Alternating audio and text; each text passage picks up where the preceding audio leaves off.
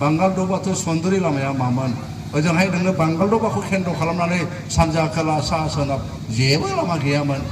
गतिके बेफोर बबे समाव जादों BPF सरकारनि समावनो जादों गोबां जोंहा दिनैहाय इउनिभार्सिटि जोंहा बेवहाय फैदों गोबां जोंहा बेवहाय अनुस्थान फैदों इउनिभार्सिटि फैदों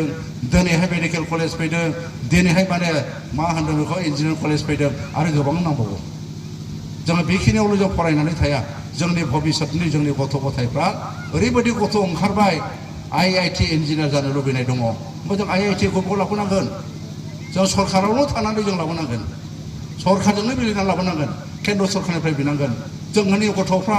मिलिटारि स्कुलाव हाबनो नागिरदों आर्मि जानो नागिरदों नेभि जानो नागिरदों बेफोर स्कुलखौ जों बोरै मोननो केन्द्र सरकाराव थानानै आसाम सरकारजों थानानै मिलायनानै जे जोंनि BTC ओनसोलावबो आर्मि स्कुल नांगौ जोंनि स्कुलावबो माने डिफेन्स एकाडेमिक नांगौ जों बेफोरखौ जों लाबोनो हागोन आरो बिदि बुजाफोरनि गेजेराव जों हागोन आरो दहाय बुंलांदों बेवहाय जोंना जोंनि चन्दन सारा जे जोंहा बेवहाय गुरुत्तपूर्ण जों माखासे खोथा दङ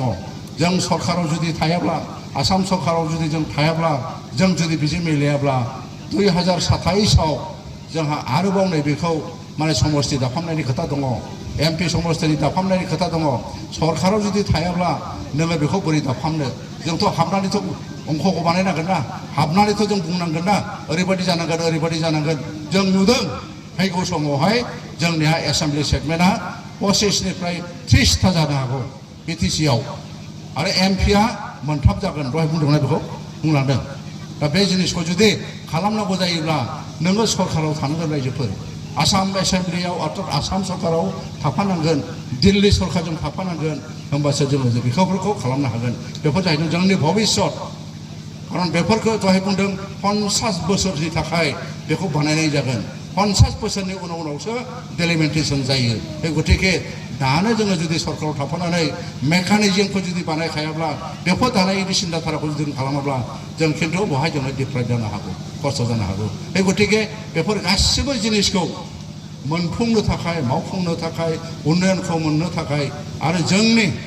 जेसेबां बेवहाय थानाय रायजो राजाफोरनि माने जौगासारनायखौ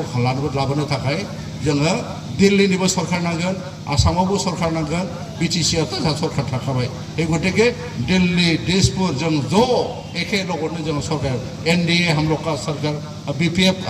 और BJP का सरकार हम लोग का एक साथ में हम देश को उन्नति करना है देश को हम आगे बढ़ाना है नङा होमबा जों लांनांगौ बे गतिके बेबायदि दृष्टिभंगिजों जों दिनै BPF राजखान्थि हान्जाया मानसि बा सुबुं माहारिखौ जौगाखांनायनि थाखाय जोङो दिनै सिन्था खालामनानै खामानि मावनो नागिरदों बेखायनो रायजो राजाफोरखौ खावलायबाय फैगौ जोंहा बिसायख'थियाव नोंथांमोननि बेसेन गोसा भट नोंथांमोननि माने अननाय नोंथांमोननि जेनाखि आशीर्बाद बेखौ जोंनो नांगोन खारन सासे MLA देरहानो बयनिबो भट नांगोन सरकार दानो नोंथांमोननि भट नांगोन खारन नोंथांमोननि भट नङाब्ला रावबो देरहानो हाया बे गतिके जोङो जोंनि मूल्यबान भटखौ जायनो होयोब्ला खामानि जागोन जायनो होयोब्ला जेबो खामानि जानाय नङा बेखौ जुदि नोंसोर साननो हाखायो आरो बे हिसाबै नोंसोर जाहाथे फैगौ समावहाय साननानै जोंनि जाहाथे नांगोलाव भट होनानै जोंनि जेरैखि मावनो लानाय हाबाफारि जोंनि BTC उन्नयननि सिन्था खालामनाय जोंनि गोबां जाहा खोथा दङ बेफोरखौ मावफुंनो थाखाय जाहाथे सहाय खालामो आङो बे सुंद' बिबुंथिखौनो बुंनानै बयनोबो आंनो सिबिनाय अननाय खुलुमनायखौ हरबावनानै आंनि बुंनायखौ फोजोबबाय गोजोन्थों